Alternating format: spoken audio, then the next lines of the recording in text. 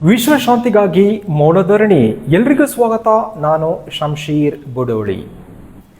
ಜಾಗತಿಕವಾಗಿ ಯುದ್ಧದ ಭೀತಿ ಆವರಿಸಿದೆ. ಪರಿಣಾಮ ಪೆಟ್ರೋಲ್, ಗ್ಯಾಸ್ ಹಾಗೂ ಡೀಸೆಲ್ ದರ ಏರಿಕೆಯಾಗಿದೆ.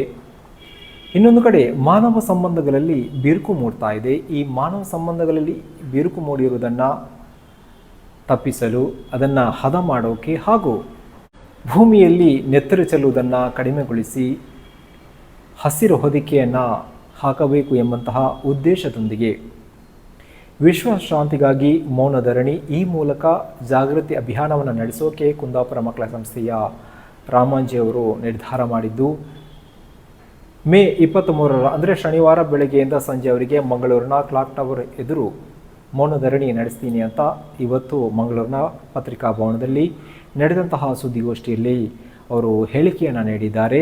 ಜೊತೆಗೆ ಈ ಮೌನಧರಣಿಯನ್ನು ಯಾಕೆ ನಡೆಸ್ತೀನಿ ಅಂತ ಹೇಳೋದಾದರೆ, ಪ್ರೀತಿ, ಸಹಬಾಳ್ವೆ, ಸಹೋದರತೆ ಇವೆಲ್ಲದರ ಮೌಲ್ಯವನ್ನು ಎಲ್ಲರಿಗೂ ಅರಿಯಪಡಿಸಲು, ಜೊತೆಗೆ ಮಾನವ ಸಂಬಂಧಗಳನ್ನು ಉಳಿಸೋಕೆ ಬೇಕಾದಂಥ ಪ್ರಯತ್ನಗಳನ್ನು ಮಾಡಬೇಕು.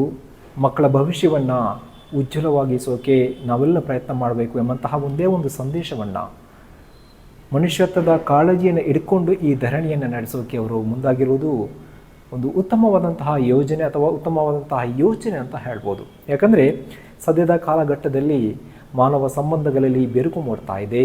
ಪ್ರೀತಿ ಏನು ಅನ್ನೋದರ ಬಗ್ಗೆ ವ್ಯಾಖ್ಯಾನ ನೀಡಬೇಕಾದಂತಹ ಅನಿವಾರ್ಯತೆ ಇದೆ.